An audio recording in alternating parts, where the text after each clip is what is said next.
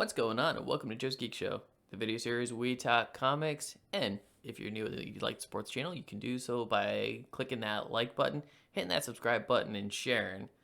And with that, we've got a spoiler discussion for Zack Snyder's Justice League. And joining me today is my good pal Nerdscum. How you doing, buddy? I'm doing pretty good, man. Thanks for having me on the show. Hey, not a problem, not a problem. And we were also supposed to have our good pal Dark Knight Nations join us, but he's of course busy crowdfunding and working on his comic book Area 51, the Helix project. And that is actually a book that I told him I would definitely give a shout out to because his first issue was actually really good, and he's kickstarting the second issue right now, and I urge you to go over to his Kickstarter and check it out. There's so much cool things and tiers that you can just sign up for. So I will definitely leave a link in the description down below for that. And you, Corey, you've also read this book. Yeah, actually, I've read the first issue and what he already has finished out of the second issue, which is about half the second issue.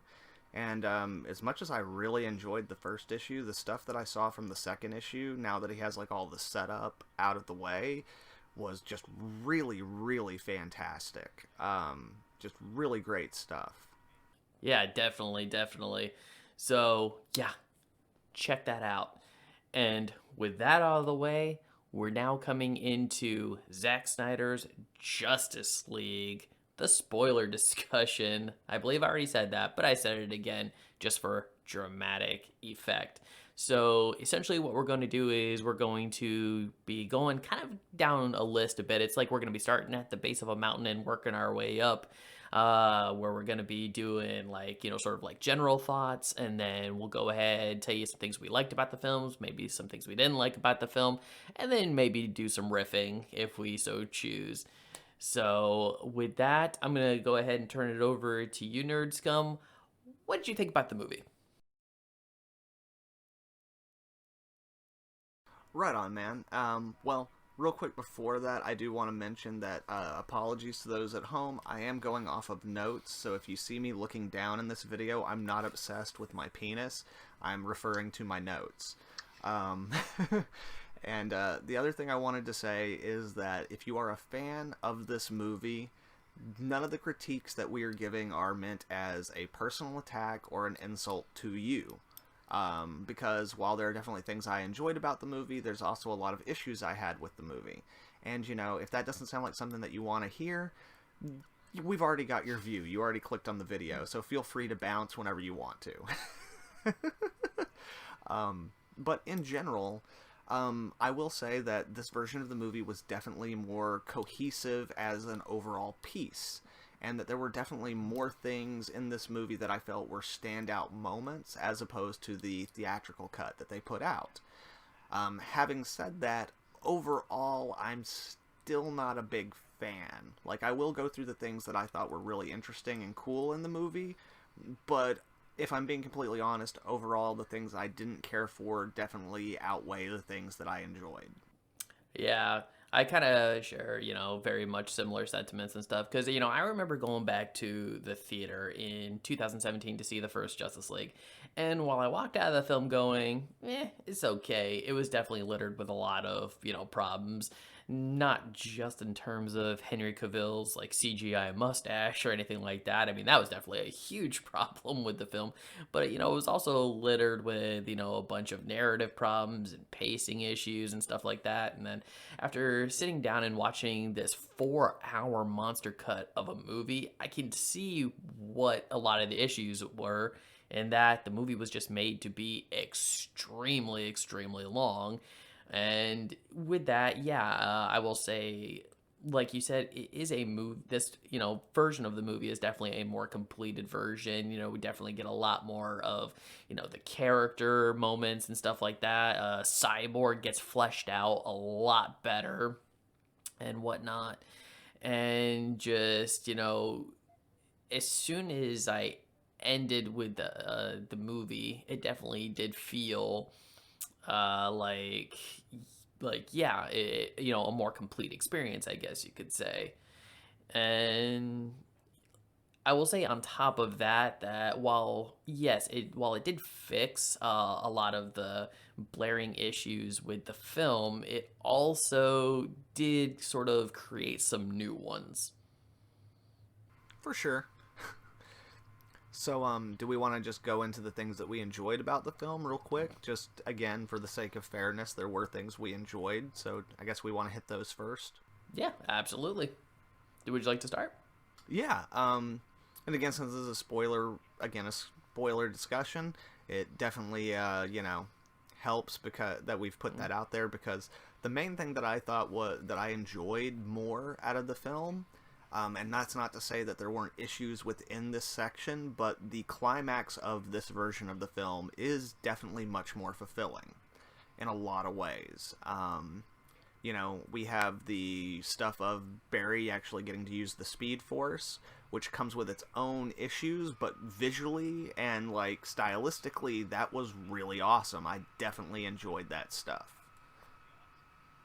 I would also say that, as you said, Cyborg is much more fleshed out, and I enjoyed most of the stuff we got for Cyborg, even though I still feel that in a 4-hour movie, like, honestly, Cyborg really did need his own movie. Like, he is a very complex character, but given the scenes that they gave him, I felt that those scenes were, for the most part, very well utilized.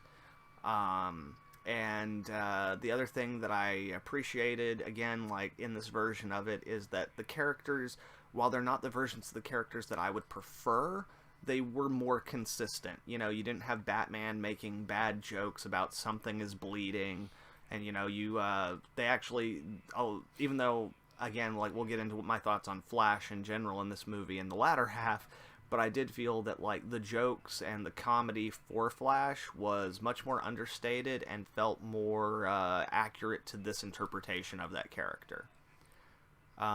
Beyond that, I really liked that Batman didn't murder any human beings in this movie. But that, I think, those are probably, honestly, if I were to mention the other things in the movie that I really enjoyed or were really fun for me, it would be kind of disingenuous in this part, because they were things that made me laugh because they were bad. So, how about you, Joe? Yeah, so yeah, like I had already stated, of course, Cyborg definitely got fleshed out a lot better. I mean, in a way, this movie is also sort of like a Cyborg movie to a degree. Like, you could probably cut enough out of this movie to make a Cyborg prequel film to a degree, like pre to Justice League, I guess you could say, since he does take up a good chunk of the runtime and stuff like that. Of course, I thought the CGI in some parts did look a lot better, a lot more, I guess, a lot more well crafted and such like that. I thought Steppenwolf looked a ton better in this film than he did in the 2017 movie. Like, I understand what they were going for in the 2017 Justice League movie with making him look, like a little more human to a degree, kind of like how he is in the comic, as Steppenwolf isn't really like a monstrous character. He's just more like a guy who just has a horn hat, essentially. But of course, what was set up in Batman v Superman, they definitely wanted a more alien appearance and stuff like that. And in this one, yeah, he was a lot more threatening. I kind of dug his like armor that sort of like, moves a little bit. And then when the Amazons kind of hit him with the arrows and they just like tightened up to break them off, sort of deal. I thought stuff like that was kind of neat. I did like, Superman in this movie too, whenever he came back and was on screen, and getting just a lot more of that Henry Cavill Superman performance without the CGI mustache on his face. So like, and just of course probably the biggest one I will say is, yeah, the ending scene is a lot more brutal. It is definitely the action sequences in this movie are for sure better shot and better executed, because that's one thing I can always say about Zack Snyder movies is the action sequences always look good and the visuals are just they are on point. And then, yeah, the Flash, because I am such a big Flash fan, it was nice to see like speed powers and the Speed Force represented in a very visually artistic way. I did like the way it looked. So yeah, those are definitely some positives that I can give the movie in terms of like improvements. Right on, man. Yeah. I agree with most of those in general. Again, it's really weird for me because even in all the stuff that I liked, there were moments or things about them that I was like, but why did you feel that was necessary? Or, which I guess, is a nice transition. But for this segment where we're talking about issues, maybe we should go point by point as opposed to just unloading all at once. But yeah, I'll start off with my first one. Because it's one of the earliest bits of the movie is I have real issues with probably the entire first hour of this movie. For varying reasons.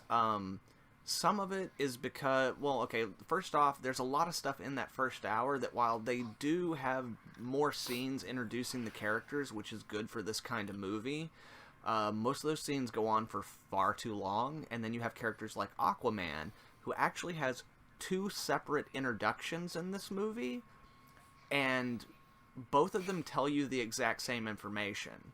So, like, you've got Bruce showing up and being like, we're building an army, and him being like, no, where you find out that, like, he helps people but doesn't really want to be a part of the larger fight, and he's kind of a cool badass. And then you have the scene where he rescues the guy in the boat, and literally, outside of the fact that, like, Bruce is trying to put together a team, you get the exact same information about him. So it's like, we have 2 scenes that serve the same function, even though in literal terms they're very different scenes. Which is like, it's like literally Snyder did both things. In screenwriting, like, one of the major rules is, show, don't tell. And so he tells you, and then he shows you. And it's one of those things where I'm like, well, I understand that because this is the ultimate cut, you've literally put every deleted scene in. But the truth of the matter is that in movies, there's a reason why some scenes are cut. There's a reason why some scenes are deleted. And from watching this movie, especially the first hour, I really got the indication that nothing was left on the cutting room floor for this movie. Like, every single thing that Snyder had shot went into this movie, whether it fit or not. My other issue with that first hour is there's a lot of stuff in there that is simply in there for the sake of it looking cool. Which, yes, it does look cool, but most of those things that look so cool don't really make a lot of sense.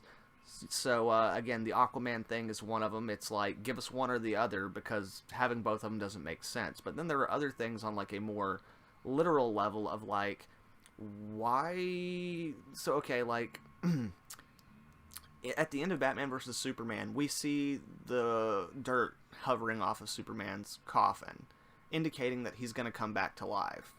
But in this movie, in order to use the idea that was used even in, like, the original version of this movie, that the Mother Box brings Superman back to life, they do this, like, sonic scream off of Doomsday and Superman that sweeps across the world, activating the Mother Boxes, which looks really cool. But when you take into account the fact that the Mother Boxes don't actually wake up in the timeline of the movie until much later, that doesn't make any sense. You also have things like the Amazons. Why do they keep their Mother Box literally not hidden, but on display on a pillar in, like, a temple where the only way to close it is to have a bunch of super buff ladies breaking logs to collapse the thing? Because it looks cool. There's no actual practical reason. These are characters who have access to magics and all kinds of things, and they're also very good. You can tell from everything that's been set up about them, they're very good with architecture, and they do, while they don't have what we would think of as high technology, they do have a certain amount of technological know-how. But it's in the movie because it looks cool, and that's the only reason it's there. So I'm not going to elaborate on every single one of those things, because in the first hour it's just chock full of that stuff, but there's a lot of stuff in the first hour of this movie that is detrimental to the logic and cohesiveness of not just the movie overall, but I mean more specifically of, like, the logic of this world. but it's there because it looks cool, and a lot of them are just callbacks to other movies Snyder has done, or like things that will make you think of Snyder's style. So yeah, that's my first thing. Is pretty much just the first hour of the movie. Yeah, and you definitely made a good call on not elaborating because, to be honest, if we tried to elaborate every single point of ours within the context of this movie, we could be sitting here for probably longer than the duration of the movie itself. Let's be honest with that. I mean, yeah, I mean, I definitely have some gripes with the film too. I mean, one of the big things, and I know they say it's his artistic vision and stuff like that, to have the movie in the 4:3 aspect ratio. It's like, okay, I get it. You shot the movie for IMAX. That was your artistic vision. But the problem is nobody's watching this in IMAX. Everybody's watching it either at home on their TV, watching it on, their phone, their computer, their tablet, whatever. And I would just like the movie to fill my entire screen. I mean, is that too much to ask? I mean, I would think not, but I know for some people it's kind of like, you get used to it. For others, yeah, it's it does bug them and stuff. And I'm kind of one of the ones where it's like I got used to it over time, but it was just sort of always in the back of my mind kind of deal, where I'm just like, yeah, it would be a little nicer if I could see the rest of the shot. Well, sorry, I And don't mean other, to interrupt you Mhm. there, but I do want to actually point out that if you take the aspect ratio that they're claiming to use for Justice League and compare it to literally any other IMAX movie, you'll find that it actually is not the same aspect ratio. And while we don't have any concrete evidence of this, what you will notice, however, is the aspect ratio they used is the standard aspect ratio for Instagram and several other social media sites. So while I have no evidence, my, conspiracy theory here is that, like, no, it's actually in that aspect ratio because they knew that that's how they were going to promote it to reach the fans of like, the Snyderverse, was through those things. And then, like, because there are other sequences in the movie where you do see the aspect ratio slightly alter. Like, you don't actually see it on the frame, but you can tell that based on the way the shots are set up that it was intended to be something else. So, yeah. I don't buy that whole IMAX BS. Like, no, that's not proper IMAX screen ratio. So anyway, continue. Sorry. Hey, that's perfectly okay. And I think that could be a very valid point too, because I've seen people make the comparisons of like other films in IMAX. Like I see The Dark Knight get brought up quite a bit, which, part of that was shot in IMAX, and whenever it shoots between the scenes that were shot in IMAX and, the standard, whatever the standard is, I guess, uh, it still fills up the whole screen no matter how you look at it. Like in that full 16:9 ratio. But other than that, yeah, there's definitely some other issues and stuff that I had with the movie. I know one of the biggest ones that was always in the back of my mind was every time Wonder Woman or the Amazons were either introduced or did something or came into frame. Like, yeah, you had the traditional Wonder Woman theme that followed her, but before that, there was this musical cue that happened with these like singers, and every single time I'm like, okay, first time, meh, second time, okay, and then it keeps going and going, and like throughout the entire movie, and I'm just like, so then it got to the point that by the end of the movie, every single time those musical cues happened, I just started rubbing my head because I'm just like, okay, this is giving me such a headache. Why do you do this every single time? Like, it was straight up overkill for me. And really, I think the Wonder Woman theme is strong enough on its own where it doesn't need this like musical cue happening every single time. I don't know what was with that, but it was just that could go. Uh, I did speak earlier about, of course, the 2017 movie having some pacing issues because there was so much taken out. Here, we've now got pacing issues because there's too much put back in. You had said it yourself. There's a reason why some scenes do end up on the cutting room floor. And this movie kind of, in terms of pacing, suffers from not just having every scene put back in and leaving nothing on the cutting room floor, but also from the issue of having additional scenes filmed and added. Even just a few months ago, there were brand new scenes filmed for this entire movie, such as the nightmare sequence. I'm pretty sure the scene at the end where the Martian Manhunter, or heck, I might even bet the Martian Manhunter in general, was filmed way afterwards as a bit of an afterthought, because even at the end when Martian Manhunter visits Bruce Wayne, Ben Affleck's not as bulky as he was earlier in the movie. He looks a lot thinner and stuff. And just really tired, kind of this really tired kind of look. um, Yeah, dude. Yeah, like the whole last 30 minutes of the movie is all new stuff. And you can definitely tell because in the nightmare footage where Batman is in his like outfit, his face no longer fits into the bat cowl. Like it looks like 1989 Tim Burton Batman where there's all this space around his face that wasn't there when he wore that costume previously. And it's, for me, it was really distracting. It was like, okay, right on. Sure, but yeah, you're absolutely right. Like, there's a lot of stuff they filmed specifically for this, and some of that I understand, like, you needed to film things that were never filmed before that were always meant to be there. But then there's also a lot of stuff that, because he had the opportunity, he filmed, and he knew he wasn't going to get more opportunities to expand this universe, he filmed more stuff and shoehorned it in there.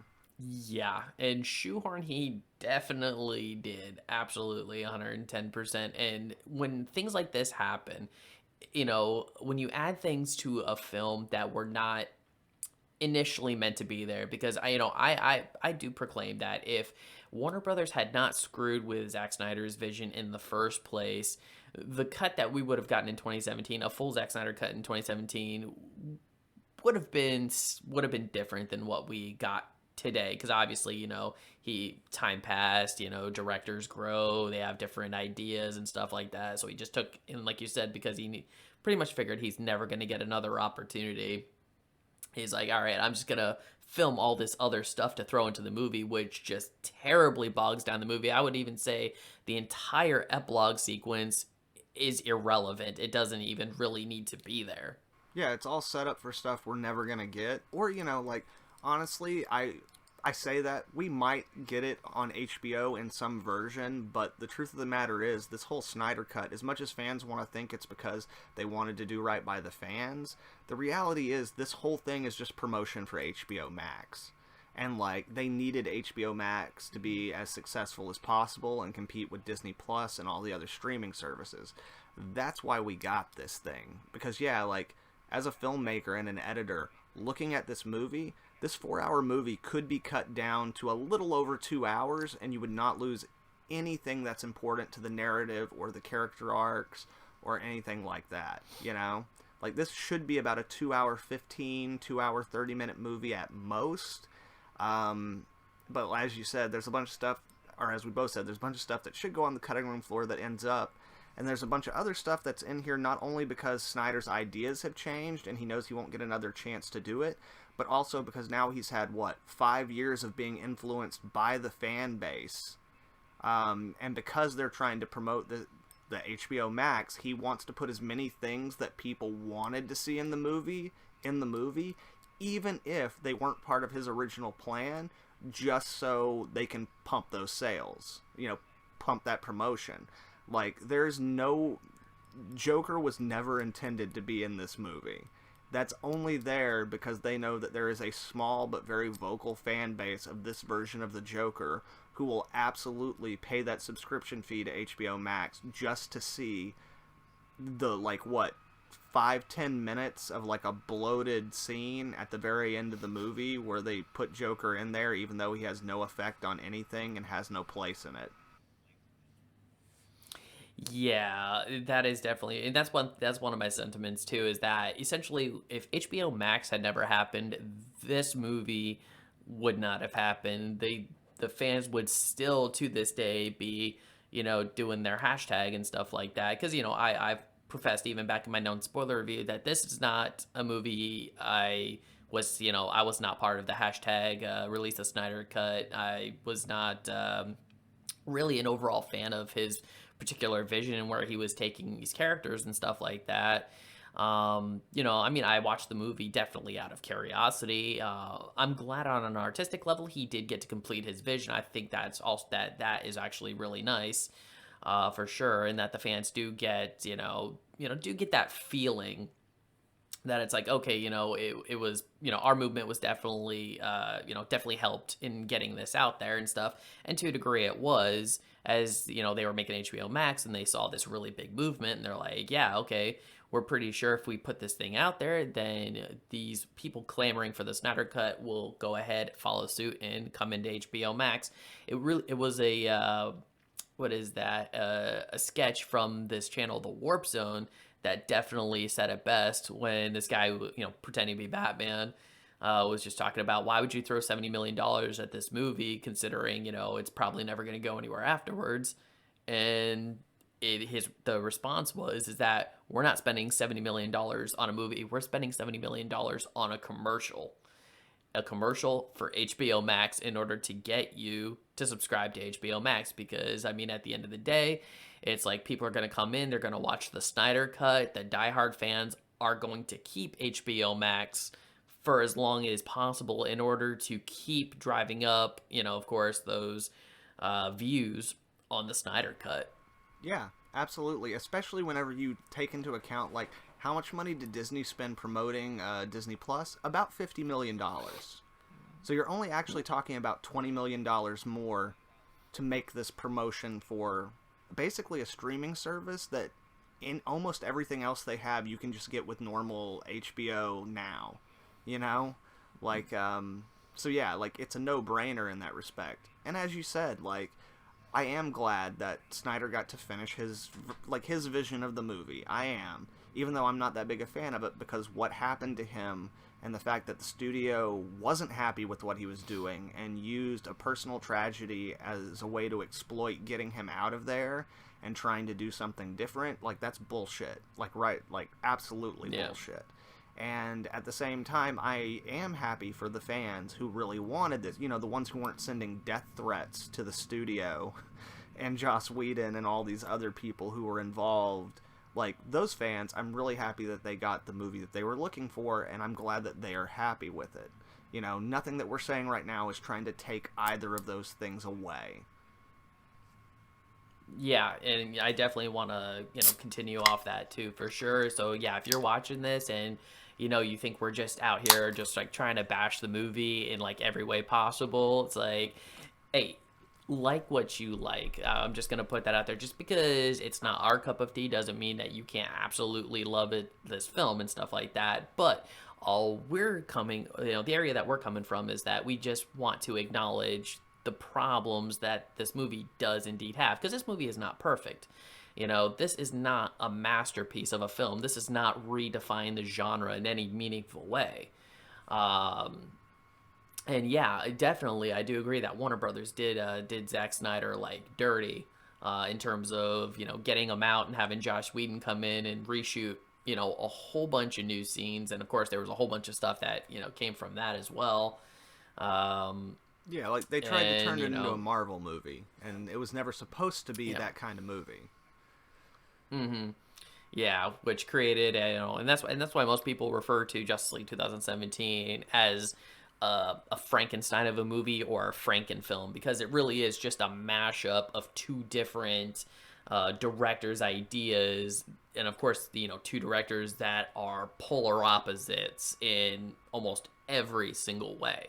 Yeah, and at the same time, though, I don't think, and again, like, I know that right now Joss Whedon's a public punching bag for a lot of different reasons, but I don't think I also don't think that that's the Justice League movie Joss Whedon would have made. Like, he was hired to do a specific job, and he came in and did that job, and I don't even really think that he believed that that was going to make a good movie, but he did the job he was hired to do.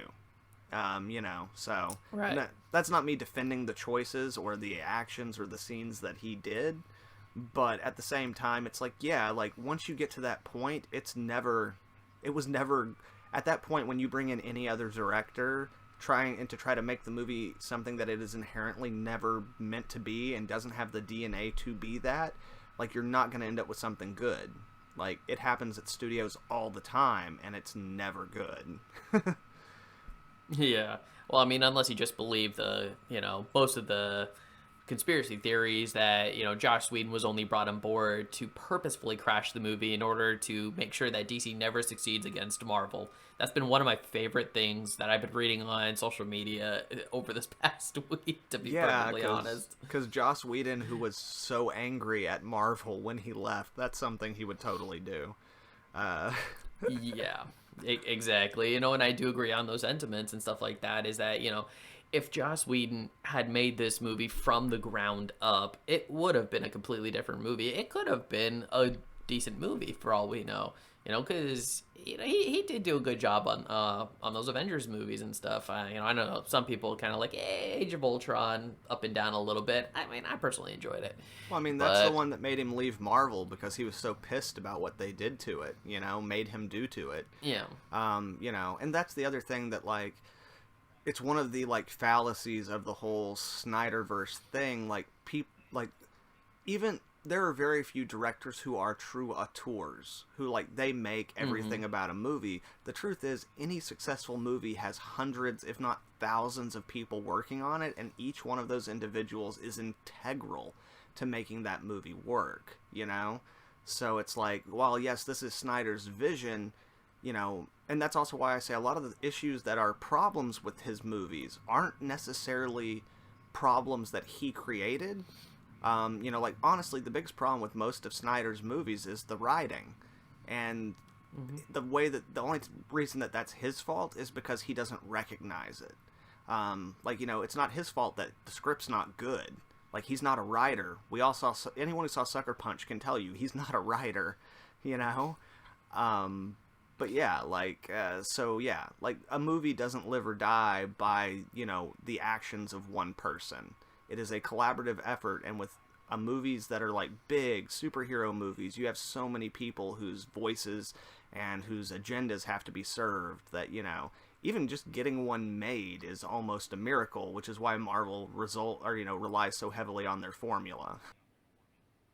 Yeah, absolutely true. And I mean, I even had a bit of a not really a discussion, but there little bit of a back and forth on Facebook earlier today and stuff, where I was talking with this guy who completely understood where basically the aspects about the film industry in itself, in that, yeah, like you said, most things aren't ride or die off the decision of one person, because it is a collaborative effort.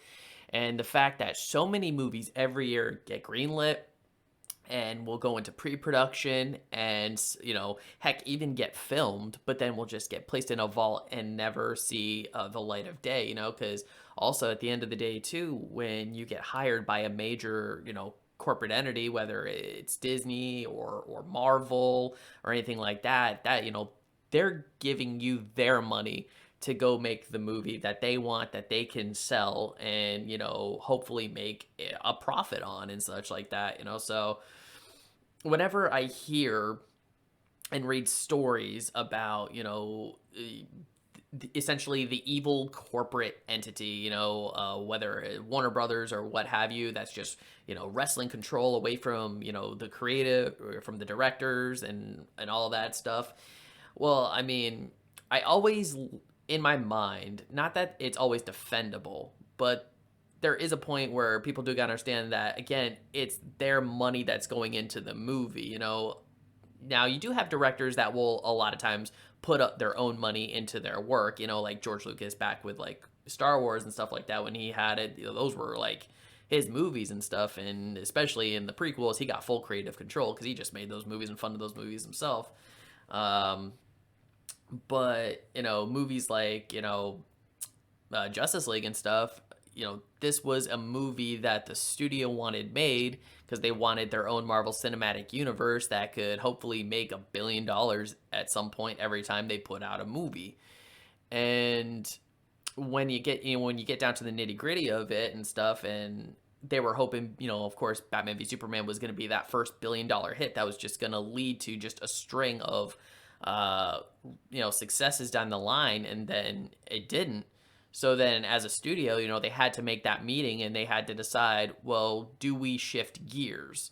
Do we make these changes and stuff like that? And the way they went about it was the wrong way. Absolutely. Absolutely. Again, Snyder got screwed. But again, like what we're saying is the film industry is an industry. Like studios, they're not looking to make a work of art. They're looking to make money. And when Batman vs. Superman underperformed the way that it did, they wanted it out. And they took the shittiest one that you could possibly choose. And, but they saw that opportunity and they ran with it, and it backfired on them big time. But I mean, like, there's something to be said whenever both, like, Wonder Woman and Aquaman, the character who's been a running joke at DC for the last, 40, 50 years, like, that movie sold more tickets than Batman vs. Superman, and it did it while literally throwing out everything that Zack Snyder had established about the character. Yeah. Yeah, you cannot argue with that, and I think that's where a lot of the discussions and stuff come from when it comes to, the fact that Batman v Superman, a movie with easily the biggest superhero icons in comics, Batman, Superman, Wonder Woman, fails to cross $1 billion.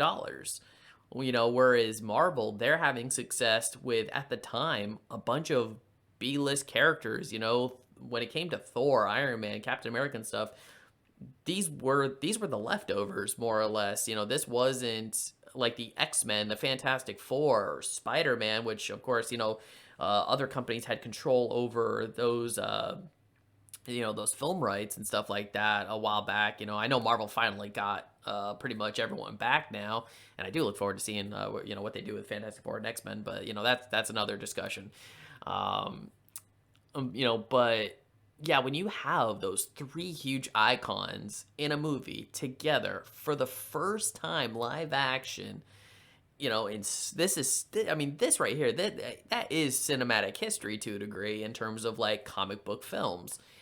And yeah, it had one of the biggest box office drops in terms of percentages over the over like just its first or second weekend, I should say, and just continued to decline from there, because of, word of mouth spread about the movie, about, of course, all of its narrative problems, how dour it is and stuff like that, because like, one of the things about film, one of the things that I definitely love about movies is like, I usually go to a movie myself to have fun. You can tell a good story, but I also prefer to have fun, and kind of want to feel like my time wasn't wasted to a degree. When I walked out of Batman v Superman, I left I was definitely peeved for sure, because I was just sitting there asking a whole bunch of questions that the movie, of course, had no answers to. And then, of course, we eventually got the Ultimate Edition, which did answer some of those questions, and I was just like... But even though it fixed some of the narrative issues, there's still a lot of other things in the movie that still didn't work, and it didn't... for me, yeah, it definitely didn't fix, some of the more prominent problems in the within that film. For sure.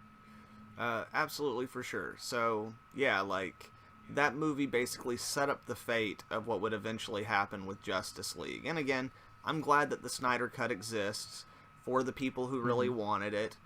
But I honestly think maybe we've spoken enough about the reasons for it and all that kind of stuff. But we know that there's some of you out there who are only watching this video to yell at us in the comments. So... why don't we give those people what they want? Why don't we get into the nitty-gritty? What did you find to be deplorable or awful in this version of the movie? Deplorable or awful? Oh my gosh, where do I start? Let's start with the Flash, because as much as he got, more screen time, a little more fleshed out, I still very much hate this interpretation of Barry Allen. Yep. If anything, this version of Barry Allen actually makes me dislike him even more, because let me tell you, he is one creepy sumbitch. because in the scene where he rescues Iris and stuff like that, like this guy is taking the time to just gently brush her hair out of her face just to like look at her and stuff, and I'm like, guy, you realize there's an accident going on right now? Yeah. I mean, he's got super speed. He can Like, take his time, but that doesn't... Actually, that's what makes it so creepy. You know? exactly. Um, And just the way he's just like looking at her too, and I'm just like, it really came across for me as Zack Snyder wanting to point out that this version of Barry Allen has never been laid in his life. yeah. I also took big issue with the fact that, again, like, while the movie is more consistent and the character is more consistent, and while I already said that one of my favorite things in the movie is that Speed Force sequence at the end, there is no setup for that. Like, Barry Allen, throughout the course of this movie, which, by the way, again, like, his characterization is not Barry Allen, it's more like Bart Allen, if anything. Mm-hmm. Like, throughout the course of this movie, he's shown to be an incompetent, useless character, for the most part. You know, like, he's not good with his powers, and people can say, oh, well, he's new, but, like, that doesn't matter, because if he can barely use his powers, and, like, yeah, they do have him fight more and stuff like that in this, but if he's constantly tripping over his own feet, and all this kind of stuff, and then in the very last act of the movie, you literally have him do the most OP thing in the movie, without any problems whatsoever. Like, that is a character inconsistency. That is plot happening because plot needs to happen, not because it's organic to the story or it flows. And also, I want to point out that this is the only version of Barry Allen, or even of the Flash in general, like, when he gets shot, that breaks him out of doing what the actual plan was supposed to be. When he gets shot with that thing and you see that wound on him, and he stops everything to heal that, while I understand that from the version of the character that they have, because he is kind of a wussy, this is the only version of Barry Allen, or of the Flash in general, who will put the entire world at jeopardy because he's in pain. Like, every other version of the Flash is going to push through that. And because also, if you think about it, the more he uses his power and the more that he's entering the Speed Force, the faster he would heal. So literally, to all the people who are like, well, he can't be useless because he saves the whole world. But yeah, the world only needed to be saved because he was so useless to begin with. And then him saving the world is a contradiction of the established character. Yeah. Yeah, I myself don't really... Yeah, that scene where he got shot, I was just like... There was a brief second, where I was sitting there watching, and I'm like, holy shit, is this guy about to cry? Yeah. Like... the way he was talking, the way he was sounding, the way his mouth was moving, I'm like, I really feel like this dude was about to cry, and I really think, and I think it's a great point that you bring up, that other versions of Barry Allen would definitely go through the pain, because, I even remember back to the animated Flashpoint movie, where the Reverse Flash, like, broke one of Barry's legs, and, like, he still got up and he ran, because that's what he does. That's literally the Flash's like big thing. He runs fast. And there are definitely times where I'm just like, looking at Barry in this movie, and I'm just like, what was the idea? What made you want to portray the character in this particular fashion? Because I have seen people say, like, oh, Barry Allen's so much better, he's not so much the comic relief anymore, and I'm like, wait, talk about it. He's like the butt of almost every single joke in this movie, and a guy who's just constantly tripping over his feet takes an exorbitant amount of time just to try to heal up, or just to look at a girl's face, a girl he just met, does not know her at all, but because he is such a creeper, he has to take that extra few minutes. I mean, I'll admit, I kind of laughed at the hot dog bit. Yeah, I mean, like, I will say that part was kind of funny. I make jokes about him stealing the hot dog, but that hot dog was going to end up on the street. It was useless anyway. Exactly. He saved that hot dog, and he did give it to the animals because, he loves the animals, of course. But yeah, that's definitely one of my big starting points, was I still am not feeling this version of the Flash. Yeah. That's fair. Um, yeah, okay. No, that's totally fair. I'm gonna point out one of my issues, which is, no, you know what? Okay. I'm gonna go for the bigger things, because, we don't want this video to go on too long. So a lot of the issues I'm gonna point out in this section are actually going to be with things that I said I liked. As I said, there were issues within them, but this is kind of a larger issue.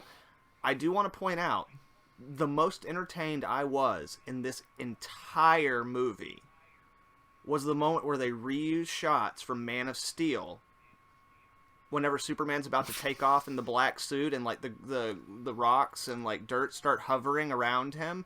Like, that is a reused shot from Man of Steel that they just recolored to put him in the black suit.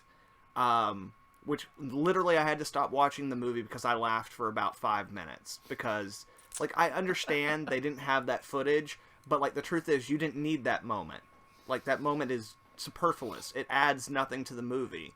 Like, actually, it would be a better reveal to see him in the ship looking at the suits, and then just have him show up in the way that he does in the final fight.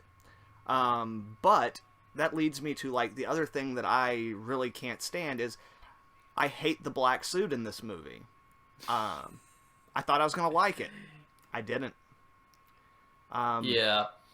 It's, And can I just I don't mean to cut you off, and I just want to add to also, like, the very interesting thing is that when you get into the black suit versus the red suit, I do find it very interesting that Superman comes back from the dead. Of course, he's in the black suit. He's still good Superman, but after he turns bad, he puts the blue one back on, which seems kind of interesting, because you really think, because that really feels contradictory to me, because you really think it would be the other way around. You feel like the black suit would be more representative of evil Superman, because he feels hollow, he feels dark, and stuff like that, versus the blue suit, which is more bright and hopeful and things like that.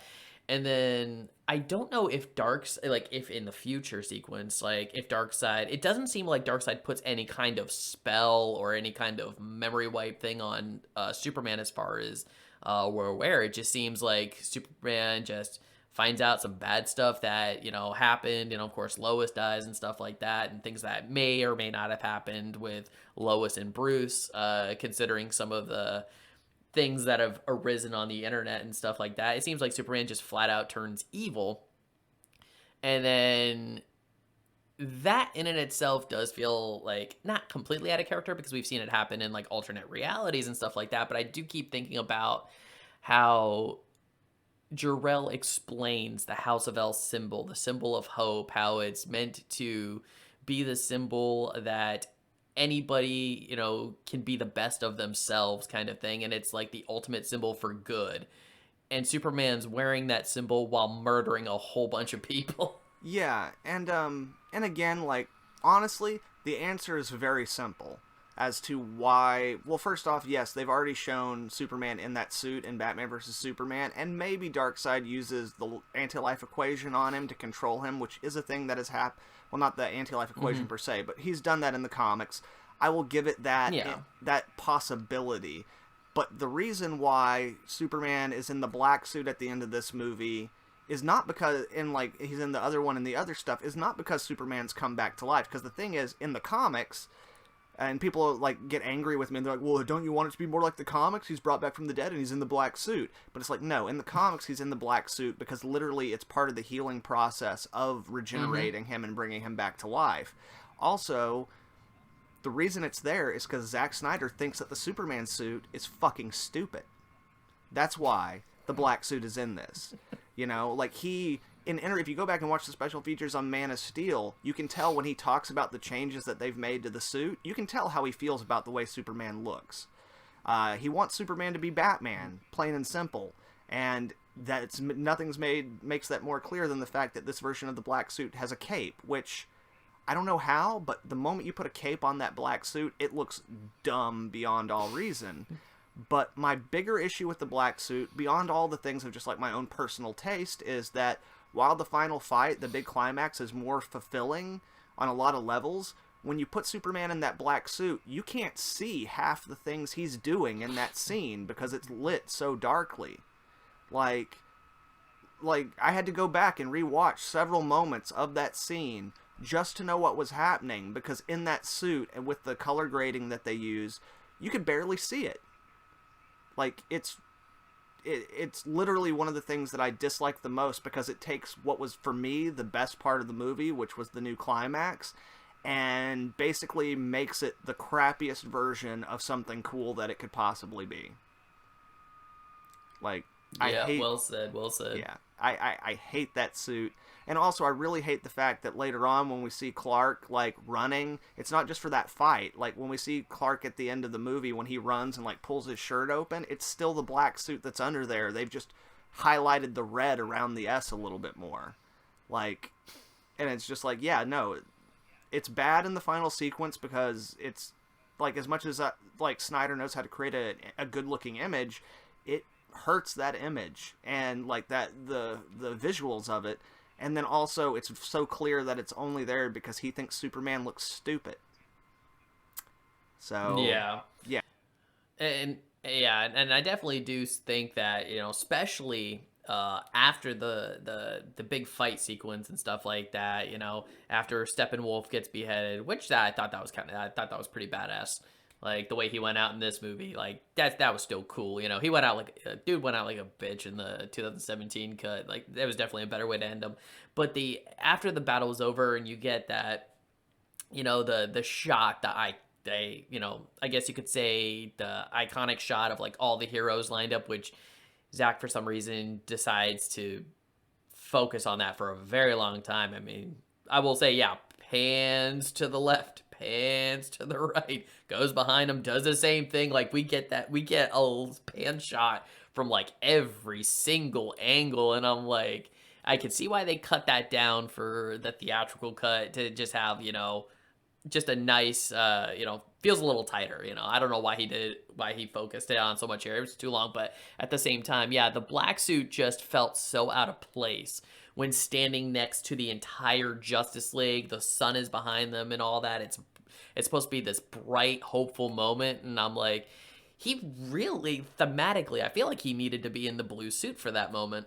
For it to really have the kind of impact that it should have, because, like, a lot of comics have that moment. And here's the thing is, like, that shot is a nonsensical shot anyway. And it even is in comics. It's the moment where the heroes pose for a picture that no one's taking. You know? Mm-hmm. So, like, yeah, like, it's one of those things where this should be the most iconic image from your movie, but you've added an element that makes it intrinsically not iconic. Like, even with Batman and his stupid tech armor with his night owl goggles, still looks close enough to the iconography of Batman that, like, you can kind of forgive it, you know? But yeah, having Superman in that black suit, it, like, takes away any sense of icon that, like, that image of the Justice League has, you know? Yeah, it's like, jeez, man, come on. Like, again, it's a cool shot, and that end sequence is really cool, but you have all these things where, like, Snyder can't help himself but try to make it as edgy as possible, and it ends up hurting the representation of what this moment is supposed to be about. Yeah, I do agree, 110%. You make a very good point at that, right there too. You know, in that regard, I do prefer the 2017 shot where he's in the blue suit. Because it looks like the Justice League there at the end. And, you know, not to mention, yeah, again, you know, we'll touch on the whole black suit thing. You know, Superman's not in the black suit just because it looks cool. Like, he's in the black suit because he needed to be in the comics. You know, he was, you know, it was absorbing solar radiation for him so that he was able to get his powers back. And then once he was at full strength, what did he do? He went back to the blue suit because that's his suit. Even in Rebirth, whenever we see Superman in the black suit, it's because there's another Superman and he's trying to be stealthy and, like, not alert the world. Like, there's always a reason behind it beyond the fact that it looks cool. It serves a function, and in this, the black suit doesn't serve a function. at all. It's just there because it looks cool, which is like half of this movie. No function, Yeah. just look cool. Well, I mean that's kind of what you got, with Snyder movies and stuff. There's things that happen, right? Of course, one of the things that Snyder, of course, is obsessed with. I saw this really interesting YouTube video a few years ago called Moments, and that Zack Snyder is obsessed with moments.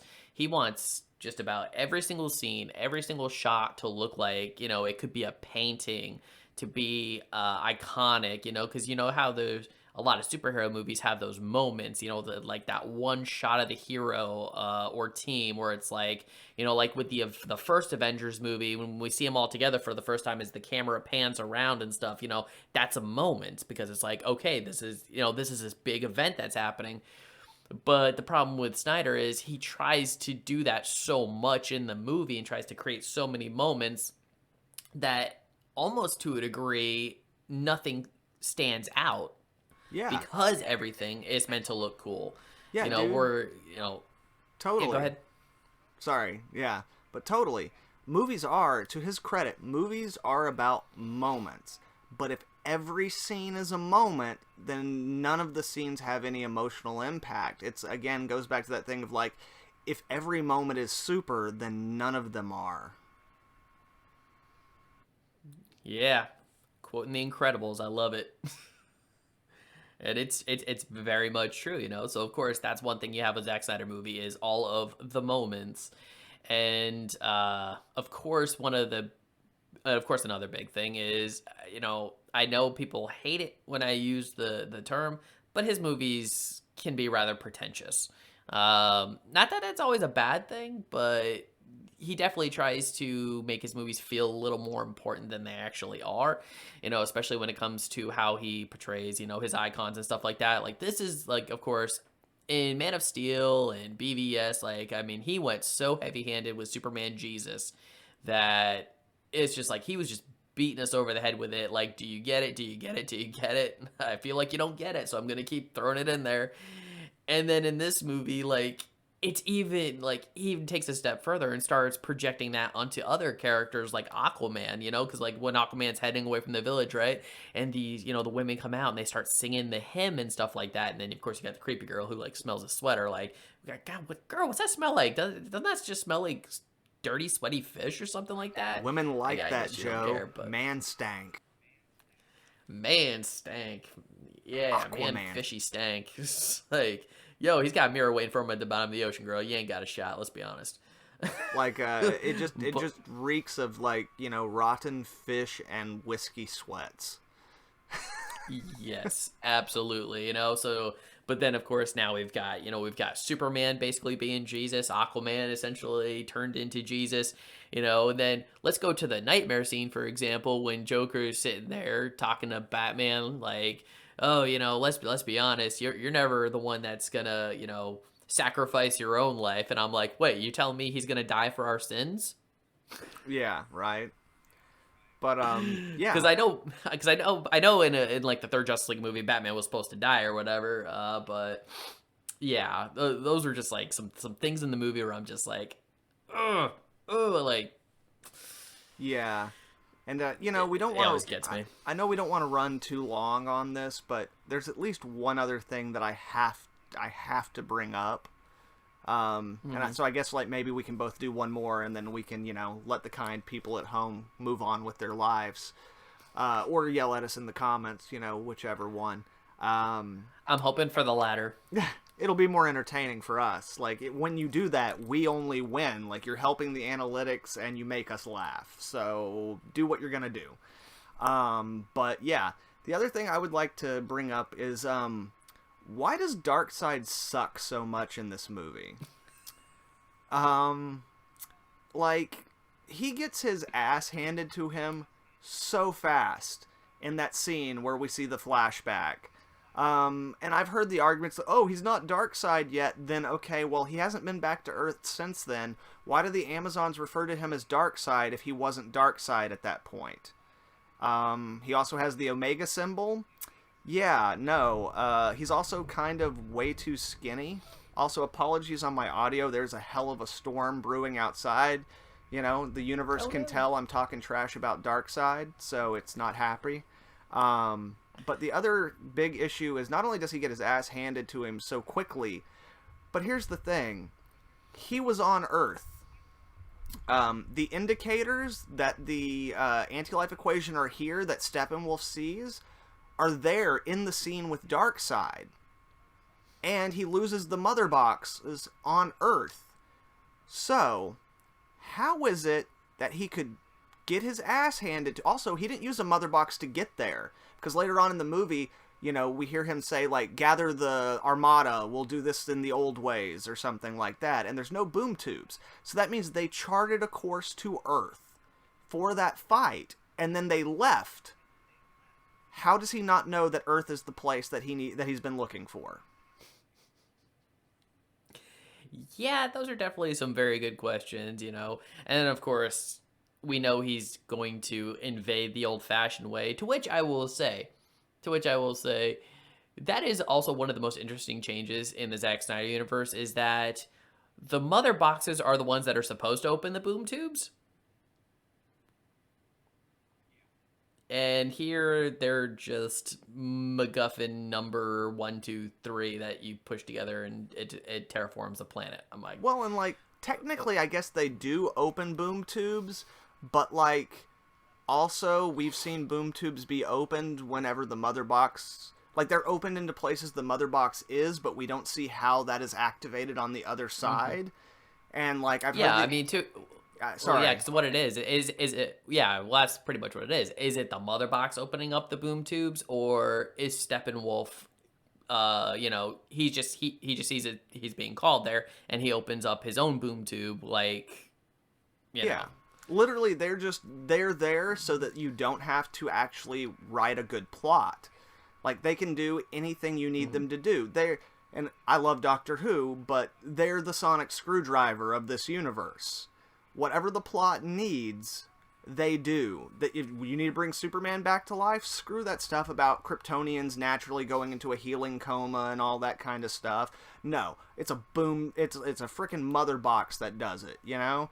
Like, I wouldn't be surprised, like, literally, if in the movie someone was like, I need a sandwich, and a mother box produced a sandwich, I wouldn't be surprised by that.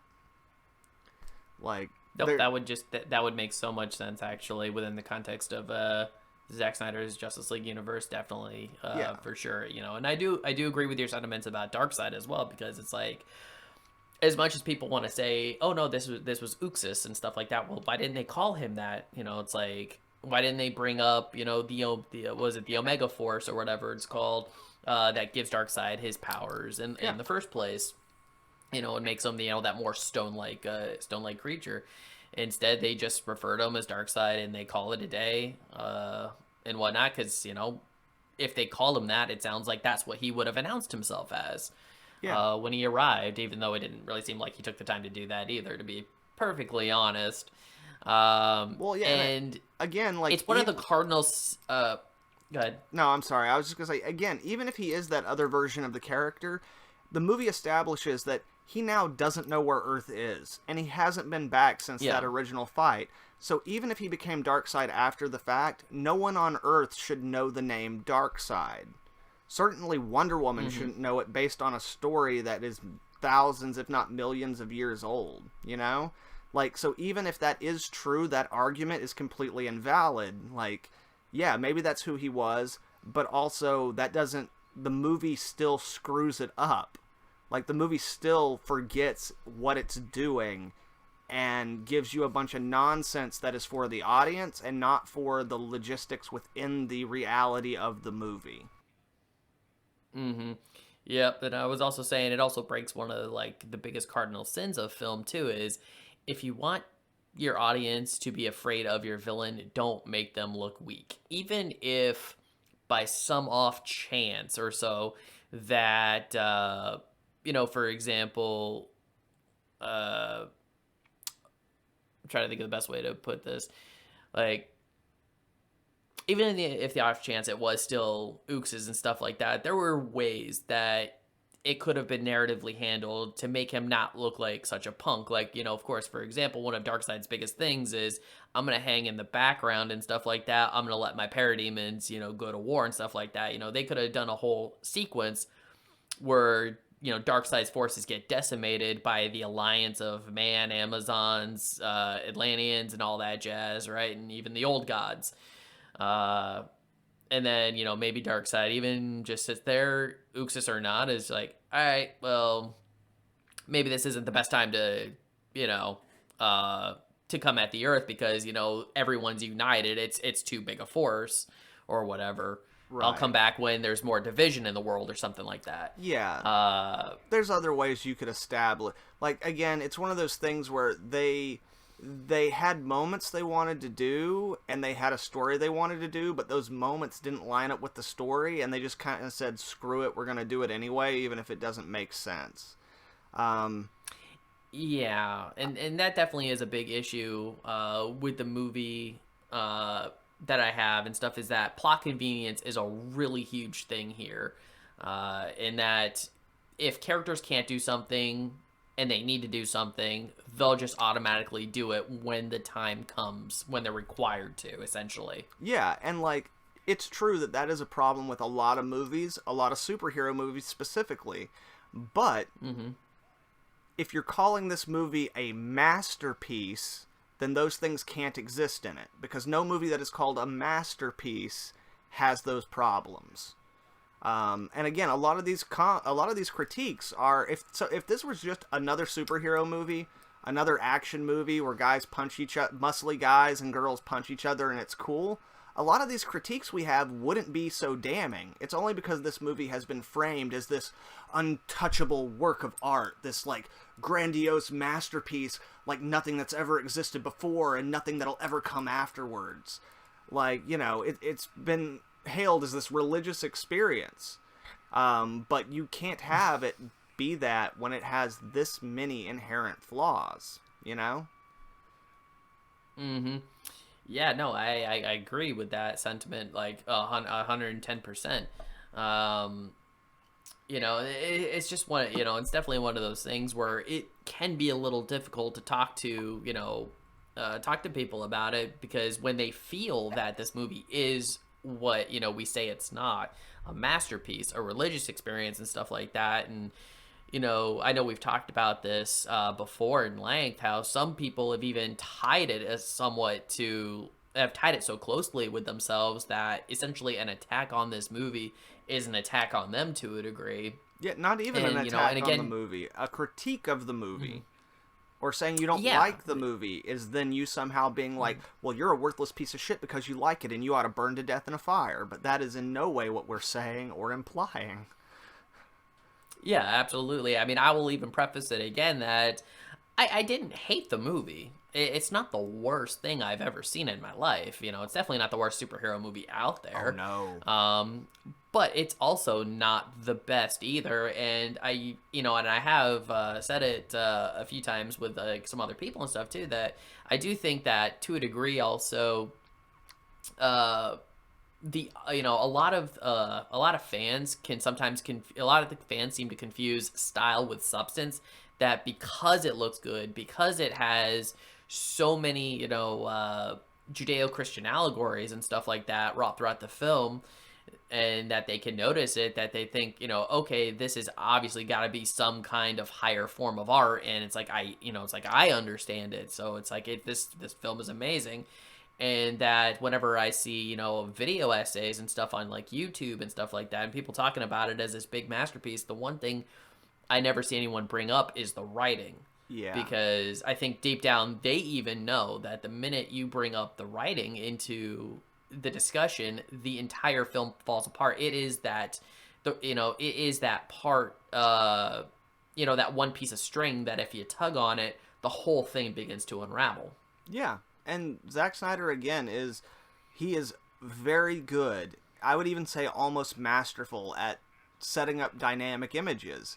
But if you don't have the story to go along with that, then you might as well just be a photographer.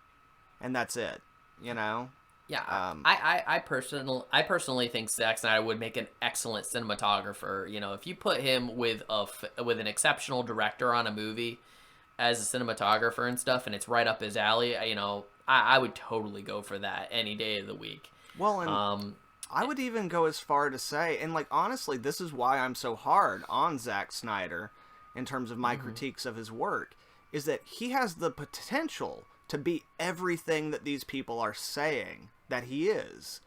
But his own ego and his own lack of self-awareness of his shortcomings ensures that he'll never be that guy. Like, if he could recognize that he's not particularly good with narrative storytelling and would find other people, like, he just does not have those tools in his creative toolbox. And if he were just to recognize this, and instead of going and getting David S. Goyer to write his movies, he went and got someone who really understands narrative storytelling, and he trusted and relied on those people to make up for his shortcomings, he could make the kind of movie people are saying this movie is. Watchmen is not a perfect movie, but because they based it on Watchmen, the story is succinct enough that it makes something that's enjoyable, even if it's a pretty bad representation of the source material. You know?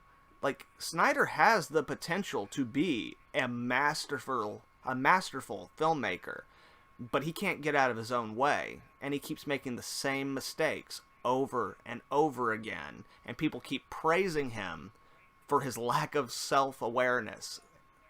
So he'll never be that guy. So that's why I'm so hard on him.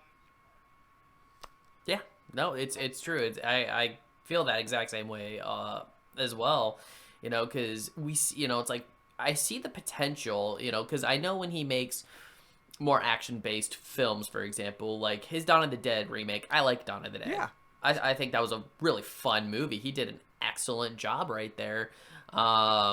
You know, I'm even excited for his new movie that's coming out on Netflix. I think it's called Army of the Dead. Yeah. I'm cool. solid. Like, I'm there. I think it's gonna be a fun, solid action movie with zombies and stuff like that. So I can't wait to see what he does there. You know, but when he tries to do something, you know, just a little bit more. Yeah, I guess you could say when he tries to do something a little more artistic, I guess when he is trying to be more, have more allegories and stuff in his movies and stuff. He definitely comes across a lot more heavy-handed, because I kind of feel like, to a degree, he's afraid, maybe even a little bit, that his audience won't understand what he's trying to say with his movies. And in that is one of the reasons why he is as heavy-handed as he is when it comes to his references and whatnot. Well, and he's making up for the fact that, like, again, he's not self-aware enough of his shortcomings to actually actively work to fix them at their root. But I think from his previous movies, he's noticed that there are ideas he's trying to convey that aren't being conveyed. So he just puts more energy into the things he's good at and tries to make the point with those things, namely the visuals, without really being able to comprehend or understand that the visuals aren't the problem. You know? That's not what's going to make your point. It's the the narrative storytelling that's going to make your point. But yeah, again, like, now I'm just basically rehashing the same thing I was saying a minute ago. Much like that's not a problem. That's not a problem. We're actually coming close to time here. I just wanted to touch on one more thing. Just one more question I got for you. And I want you to be as honest as possible. Jared Leto's Joker, second interpretation. Yeah. Here's the weird thing, is that, like, I did not from the moment I saw the original Suicide Squad images of Jared Leto Joker, I was out. And this is coming from a guy who for a long time was like, as someone who, like, grew up listening to Marilyn Manson, I was like, oh, wouldn't it be cool if they kind of did, like, a darker, like, and then, like, when I saw something that took elements of that and mixed it in, I was like, oh, I was wrong. This is not good.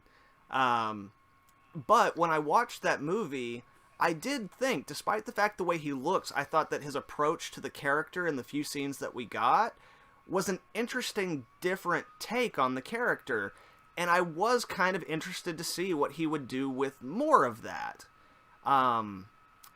But what I will say is that in this movie, number one, we don't actually get enough of him to really see his take on the character, and because it's this nightmare version of the character, it's not the same character anymore. And they just like doubled down on him looking like Marilyn Manson even more and more, even with like the really messed up lipstick and everything. So, which given everything that's been happening in the media with Marilyn Manson recently, that was a bad choice. But yeah, it's like initially I wanted to give him the benefit of the doubt because I do actually, despite the fact that he's kind of an asshole, I do think he's a good actor. I've seen a lot of movies where he turns in great performances.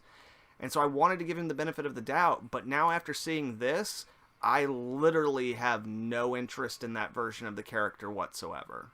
Like, any leeway that I was giving him as, like, oh, maybe he could do something cool and interesting, now I'm like, no, I just never want to see this version of the character again. He looks even less stupid than he did before, and it doesn't help. Like, and again, he's still not really been given a chance to really breathe life into that character, but yeah, after this, I'm just like, yeah, I'm done. I don't want this, you know? Yeah. Yeah, absolutely, man. Because when I saw Suicide Squad, you know, my thought process was, I feel like the performance was almost there. But of course, I was not into the look. I was not into. Well, yeah, it was basically just kind of the look more so. Also, they were, you know, having him kind of be like more like this gangster kind of guy. I know there's been interpretations of Joker in the past where he's been a little more gangster-like Jack Nicholson's Joker and stuff like that, but something about that particular interpretation of the character just kind of made me sort of like, you know, made me wince a little bit. I don't know why. It was just he always felt just a little cringe. But I always thought that, okay, if given enough breathing room, that he could be potentially a very good Joker. And I was hoping that with this second second chance, essentially, the nightmare sequence, that this was going to be the performance that was going to win me over, where I would say, okay, yes, I want to see a movie with him and, of course, Ben Affleck Batman. And after I saw it, I was just like, I'm still not sold on Jared Leto as the Joker. No. Because like you had said too, it now feels like a completely different performance, and I really hate his laugh. I don't know why that. I don't know what his choice was with that laugh, but I did not care for it whatsoever. Not to mention, just aesthetically, still does not line up with Ben Affleck's Batman suit and stuff, No. and the look of him as the the look of Ben Affleck as Batman. Well, and they had no chemistry. Like, now that I Yeah. finally saw them on screen together, like, those versions of the characters and those two actors just had no chemistry in that scene. So, like anytime you have Batman and Joker on screen, it should be electric, and not because Batman is saying the word fuck, you know? Or, like, threatening to murder someone. There has to be a level of chemistry there at play, and here it just wasn't there. Mm-hmm. Yep. Absolutely. So, yeah, that's the way the cookie crumbles, and that's how we feel about Jared Leto's Joker. Still not our preferred Joker. Yeah. And with that, we are now out of time, and I want to say thank you again, Nerdscum, for coming on today. I had a really good time talking about Zack Snyder's Justice League.